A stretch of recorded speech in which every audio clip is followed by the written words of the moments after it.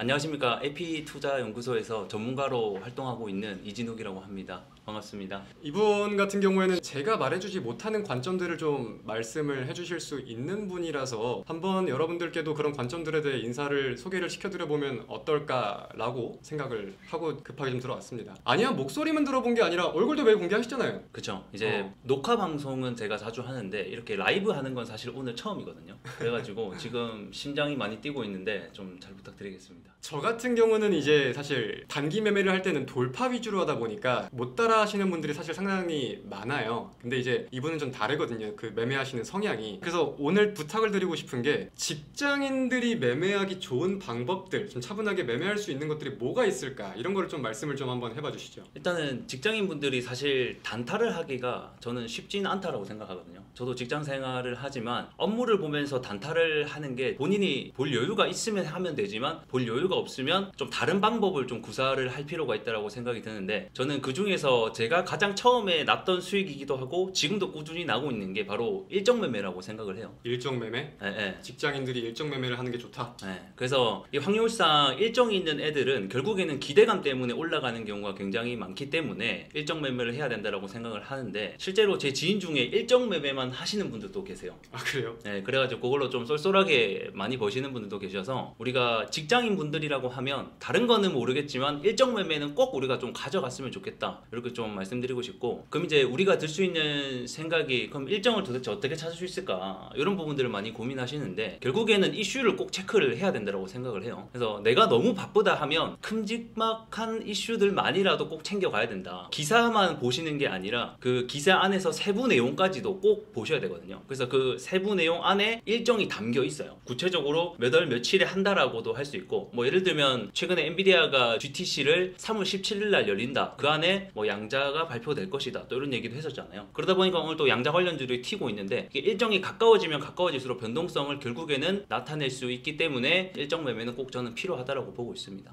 정리하면은 그런 관점이겠네요. 무조건 일정에 맞춰가지고 우리가 그날 매매를 하는 게 아니라 일정이 다가오면은 거기에 대한 기대감으로 좀 반영이 될 수 있으니 그 수급을 한번 노려보자. 그렇죠. 이런 건가? 네. 그래서 이게 일정에도 사실 재료의 중요도라는 게 결국 있거든요. 제가 봤을 때는 글로벌적으로 가면 갈수록 크고요. 그 다음에 국내 기업, 그 다음에 개별 기업, 이런 순서대로 글로벌적인 이슈가 있다라고 하면 그 재료의 강도는 클 수 있겠다라고 생각을 하고, 국내로 좁아들수록 재료의 강도는 작아질 수 있다는 점만 좀 알고 계시면 좋을 것 같아요. 결국은 글로벌 이슈가 외국인들이 가장 주목을 많이 할 수 있는 이슈인 거잖아요. 그렇죠. 약간 예를 들면은 좀 어떤 일정들 위주로 보는 게 좋을지 단기적으로 본다면 그런 것들이 있을까요? 아까 엔비디아? 네, 그렇죠. 최근에 제가 좀 재미를 봤던 게 일단은 정치 관련주. 왜냐면 윤 대통령의 또 선고 일정이 원래는 이번 주였죠. 이번 주 금요일 날 될 것이라는 전망이 굉장히 많았어가지고, 그럼 이제 반사익으로 이재명 관련주들 3월달 초부터 꾸준히 좀 재미를 봤었고, 그 다음에 방금 말씀드린 대로 양자 이쪽도 이번 주 주말부터 이제 열리다 보니까 그런 일정으로 이미 꽤나 재미를 보기도 했었죠. 근데 이 일정 매매 같은 경우는 그런 말이 있잖아요. 물론 주식이라는 게 사실 앞날을 예측을 할 수는 없겠지만 많이 올랐으면은 일정 날에는 결과가 만약에 잘 나온다고 하더라도 네. 차익 매물이 쏟아지고 이제 재료가 소멸되는 경우도 굉장히 많거든요. 네, 그렇죠. 아마 제가 보기에 우리 시청자분들 중에서도 그것 때문에 물리신 분들 한두 분이 아니실 것 같은데, 그런 것들에 대해서는 좀 판단을 하거나 대응하는 방법이 따로 있나요? 보통은 아무래도 주가가 선반영을 했는가 안 했는가, 요거를 가장 먼저 보죠. 예를 들어서 내가 일정을 파악을 하긴 했는데 일정에 맞는 재료가 이미 주가에 선반영이 되어 있다라고 생각이 들면 당연히 조심을 좀 해야 될 필요가 있을 것 같고, 그래도 또 너무 선반영이 안 돼 있으면 안 돼요. 그러면 내가 보는 관점이랑 시장이 보는 관점이 다를 수도 있는 거거든요. 그죠. 그래서 어느 정도는 수급이 들어와 있는데 여기서 더 갈 수 있을지 여부는 결국에는 미래가치 해석이라고 저는 또 보여지고, 결국에는 선반영이라는 것은 주가가 얼만큼 많이 올라와 있느냐를 보고 내가 비중이나 이런 부분들을 잘 계산을 해봐야 될 것 같아요. 정리를 해보면은 시장에서 관심을 계속 보이고 있는 건 중요하겠지만, 시장에서 너무 관심을 많이 보이고 굉장히 급등세를 보였다고 하면은 그런 경우는 일정 당일날 차익 물량이 나오는 경우가 많다. 그렇죠. 미리 선반영돼 있는 경우 좀 조심해야 될 필요가 있다고 생각을 해요. 근데 이거는 좀 어려워하는 분들도 계실 것 같고, 시황에 대해서 재미를 못 느끼시는 분들도 사실은 꽤 있긴 있을 거예요. 저 같은 경우도 항상 방송을 하면서 말을 하는 게, 시황 속에 전략이 있고 전략 속에 종목이 있다. 그렇기 때문에 우리가 시황을 가장 먼저 체크하는 게 중요하다, 이런 말을 많이 하긴 하는데, 근데 제가 봤을 때는 오늘 주제가 직장인 매매라고 하게 되면 직장인들은 일정 매매를 꼭 가져갈 필요가 있다라고 생각이 들고, 결국 직장인들이 해야 될 것은 돌파 당연히 본인이 여유가 되고 잘하면 해야죠. 근데 결국에는 눌림이나 스윙으로 저는 가져갈 수밖에 없다라고 생각을 생각을 하거든요. 그래서 결국에는 우리가 눌림을 공부를 해야 되고 거기에 따른 필요한 부분들을 저는 꼭 공부를 해야 된다고 생각을 해요. 그래서 우리가 이제 직장인 눌림에 관련돼서 제가 좀 팁을 몇 가지 드리면, 일단 첫 번째는 대장주를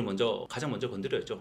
예를 들어서 내가 로봇 섹터를 하더라도 로봇 섹터 안에 분명히 대장주가 있을 거예요. 그래서 그 한 놈만 좀 공부를 하고 분명히 그거에 대한 공략을 할 필요가 있는 거죠. 그래서 대장주를 해야지 반등도 좀 시원하게 나오고 지지도 잘 되다 보니까 대장주를 좀 해야 될 필요가 있을 것 같고, 특히나 사람들의 관심도가 높은 큰 시세가 나온 섹터나 종목에서 눌림을 하는 것도 좀 방법이 될 수가 있습니다. 최근에 1월 달에 가장 강했던 게 로봇이잖아요. 뭐 예를 들어서 클로버 같은 게 굉장히 강하게 올라갔었는데, 이런 애들이 떨어질 때 보면 한 번에 이 시세를 전부 다 반납해서 떨어지진 않아요. 결국에는 중간중간 반등을 주면서 시세를 나타내는 종목들이 있기 때문에 시장의 관심도가 높거나 최근에 큰 시세가 나온 섹터나 종목 내에서 눌림을 한다라고 하면 이것도 꿀팁이 될 수가 있겠죠. 그럼 사실 어떠한 이슈든 간에 이제 상승했다가 눌리는 종목들은 많거든요. 네네. 근데 우리가 종목을 고를 때 그럼 기본적으로 눌림이 나와서 다시 올라갈 확률이 높다. 그렇죠. 그래서 저희가 로봇 같은 경우는 저희도 수급을 보고 매매를 분명히 하긴 하지만 저희가 중장기로 지금 막 공격적으로 매집을 하고 있진 않잖아요. 이런 대화가 오가다 보니까 AP에 대한 전략이 나오고 계속 좀 이런저런 공유를 해드리고 있는 것 같아요. 근데 눌림도 기준이 좀 이것저것 많잖아요. 그래서 제가 아까 말씀드린 게 대장주도 해야 되고 사람들의 시장에 관심도가 높은 것 또는 상징성이 있는 것들, 그 다음에 거래 대금도 많이 터진 애들, 그리고 방금 말씀드린 대로 로봇 같은 경우에는 어쨌든 성장 스토리가 있기 때문에 이런 애들은 쉽게 안 죽어요. 그래서 이런 애들 위주로 눌림을 좀 보시는 게 좋을 것 같고, 뭐 아니면 미래 가치가 향후에 좀 될 만한 애들 위주로 눌림을 한다든지, 뭐 예를 들면 카페24를 좀 말씀드릴 수가 있을 것 같은데, 이 종목이 이제 유튜브 수익과 좀 연관이 되어 있는데, 유튜브가 최근 들어서 쇼핑이라는 그 연관 플랫폼을 해서 인플루언서들이 본인 영상에다가 쇼핑이라는 앱을 같이 연동시켜서 매출을 나타낼 수 있게 만들었거든요. 거기에 이 카페24가 로열티를 받고 있어요. 그래서 이런 것들은 유튜브가 성장하면서 쇼핑이 함께 성장할 수밖에 없다. 그러면 이 향후에 이 카페24의 실적이 늘어날 수 있겠구나. 이런 미래의 가치를 해석을 해서 이런 종목은 오히려 이런 식으로 떨어질 때 눌림으로 받아간다라고 하면 결국에는 올라갈 수밖에 없는 부분들이지 않을까. 그런 눌림이라고 하는 게 꼭 단기적인 뭐 캔들의 절반 혹은 뭐 5일선 눌림 이런 눌림이 아니라 길게 긴 호흡으로 차분하게 봐도 되는 거겠네요. 그렇죠. 그래서 기술적으로만 보시는 게 아니고 향후 미래의 가치라던가 충분히 다음으로 올라갈 수 있는 재료에 대한 기대감, 이런 것들을 반영을 무조건 해야죠. 그럼 카페24도 카페24지만 결국은 실적 기반이 되거나 컨센서스가 올라가는 테마나 업황들에 대해서도 우리가 볼 필요는 있겠다. 그렇죠. 뭐 최근에 든다라고 하면 방산이 또 예를 들 수도 있을 것 같은데, 미국이 어느 정도 유럽의 안보를 뗄 것 같은 움직임들이 보이고 유럽도 그에 발맞춰서 뭐 유럽 재무장인이 해서 1200조를 방위비를 증가시키겠다, 이런 것도 어떻게 보면 글로벌적인 이슈잖아요. 그죠.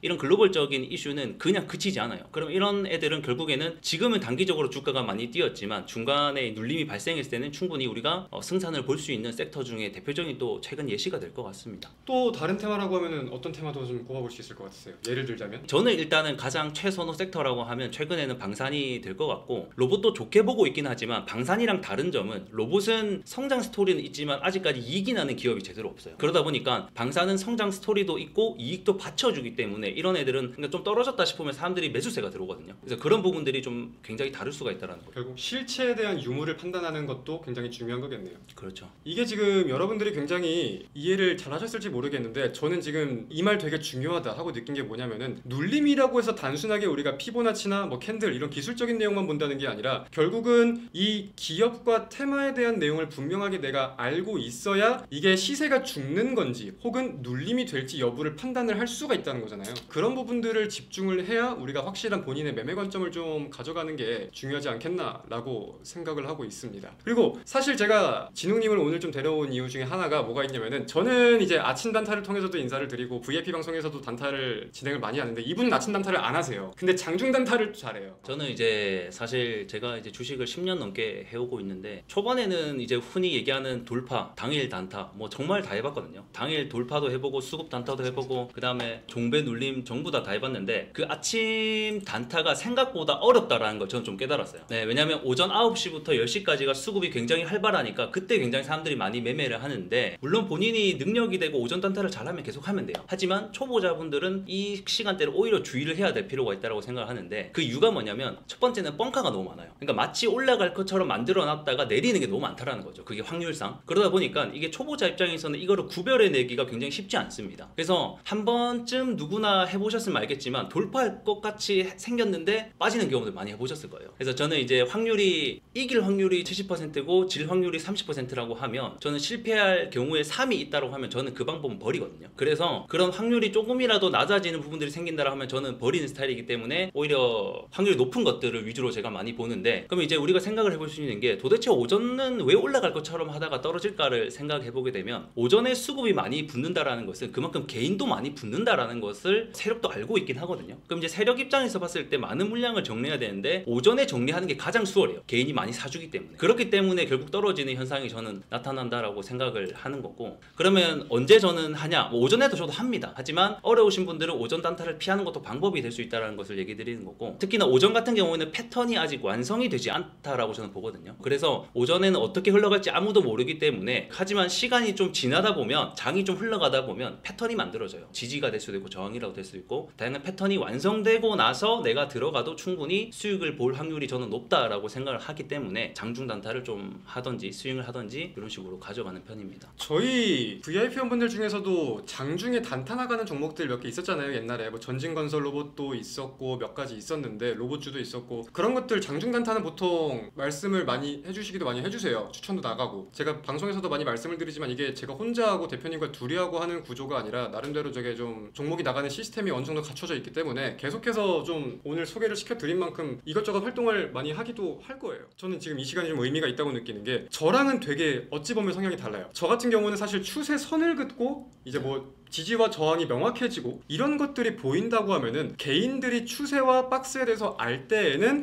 그 추세는 끝난 추세라고 약간 생각하는 사람이거든요. 그래서 추세가 만들어 가지는 과정에서 불확실성을 가지고 매매하는 걸 좀 선호하는데, 이제 또 진웅님 같은 경우는 그와 반대되는 거죠. 만약에 예를 들어서 박스가 이렇게 그려지잖아요. 저는 그럼 개인 투자자들이 이렇게 박스라는 걸 알고 있는 시점부터는 이 박스는 방향성을 위든 아래든 잡을 거라고 생각을 해요. 개인들이 추세를 알 때쯤이면은 이 추세는 끝난 추세다. 저 같은 경우는 방향이 바뀔 거다 이렇게 생각을 해가지고, 이 추세가 만들어가지는 과정에서 불확실성을 가지고 어찌 보면 매매하는 거를 선호하는 경향이 있는데, 이제 진웅님 같은 경우는 다른 거죠. 추세가 확실하게 만들어지는 거를 보고 거기에 대해서 훨씬 안정적으로 매매를 하는 거잖아요. 그렇죠. 뭐 예를 들어서 PI 이 종목도 제가 조금 재미를 본 종목인데, 우리가 눌림을 할 때 뭐 연장선이긴 하지만 사실 이 떨어질 때를 보게 되면 근데 가장 기본인 게 어느 순간에 지지가 될 거라고 생각을 하지만, 떨어질 때는 떨어지는 게 지지선을 깨는 게 당연한 거예요. 올라갈 때는 위에 고점을 돌파하는 게 당연한 거고, 그렇기 때문에 여기서 우리가 매매 타점을 굳이 잡는다라고 하게 되면 이 추세가 더 이상 어느 가격대가 떨어지지 않고 지지해주는 구간이 분명히 발생한다라는 거죠. 그리고 나서 추세가 돌아나가는 시점부터 우리가 또 눌림을 해볼 수 있는 부분도 충분히 저는 생길 거라고 또 생각을 하기 때문에, 호수님이 말씀하신 거랑은 좀 반대되는 의견일 수도 있겠지만 저는 이런 부분들을 좀 많이 보는 것 같아요. 지지되는 거 보고 허니김께서 하신다고 하셨는데 저게 정말 좋은 거예요. 그러니까 추매를 할 때도 막연하게 물을 타는 게 아니라, 떨어질 때 추매를 하는 게 아니라 확연하게 가격이 방어가 되고 어느 정도 돌아서는 같은 분위기일 때 사실 추매를 하거나 다른 전략을 펼치는 것도 굉장히 좋은 방법이거든요. 그러면은 진웅님이 이제 선호하시는 매매에 대해서는 손절선이라는 게 분명하게 있겠네요. 명확하게. 손절선이 분명히 존재하죠. 개인 투자자분들이 가장 많이 놓치시는 것 중에 하나가 뭐냐면은, 이제 조금 공부를 하신 분들이라고 하면은 사실 내가 이 자리 때문에 들어갔고 이 자리를 이탈을 하면은 손절을 할 거야 라고 여기까지는 생각을 다 하세요. 계획도 있고 모든 게 좋아요. 근데 여기서 많이 놓치는 게, 지지라인이 이렇게 있으면은 여기서 간당간당하게 애매하게 떨어지는 경우들도 있잖아요. 거래대금도 없고. 그럼 이때부터 버텨야 될 이유를 조금씩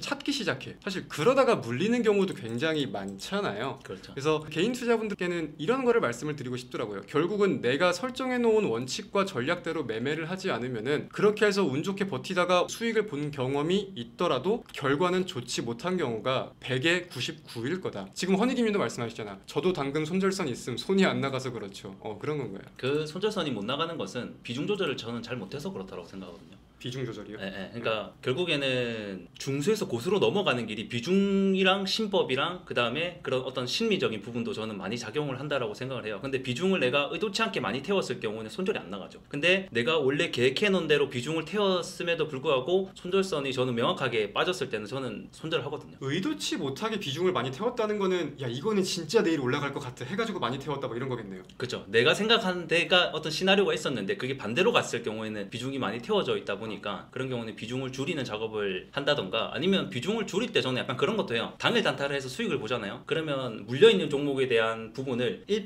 2%씩 조금씩 쳐내면서 이제 오늘 수익 봤던 걸 조금씩 깎으면 그래도 마이너스는 아니거든요. 예를 들어서 오늘 내가 20만 원 수익 봤는데 물려있는 그냥 100만 원 되면 오늘 100만 원에서 한 10만 원 정도를 손절을 하는 거죠. 그러면 결국 10만 원은 수익이야.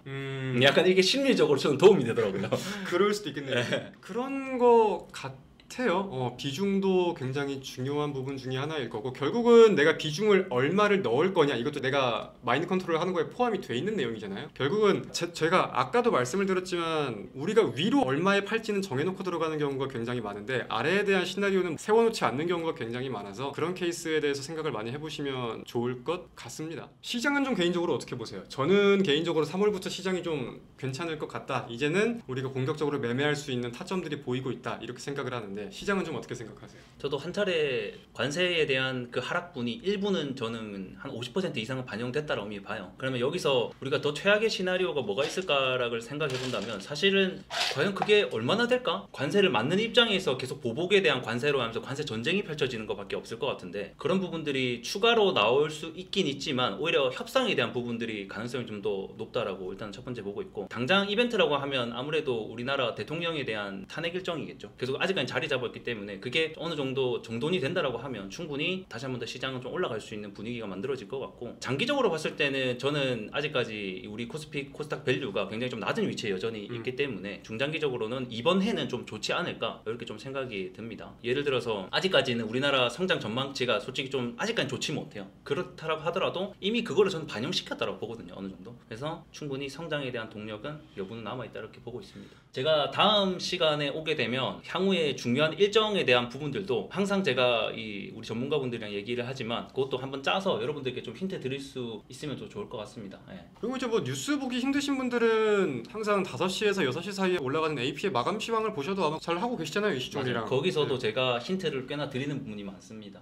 오늘 좀 저랑은 다른 관점에 대해서 여러분들께 공유를 드리고 싶어서 생각을 하다가 이렇게 인사를 좀 같이 하게 되었는데 또 많은 분들이 좋아해 주시는 것 같아서 다행이네요. 그래서 이렇게 소통을 또 할 수 있다 보니까 더 좋은 것 같습니다. 저도 방송을 통해서 인사하시는 건 처음이다 보니까 네. 자 오늘 방송 마무리하겠습니다. 한마디 하실래요? 다음에 또 좋은 내용으로 인사드리겠습니다. 돈 많이 버세요. 자 고생하셨습니다. 안녕.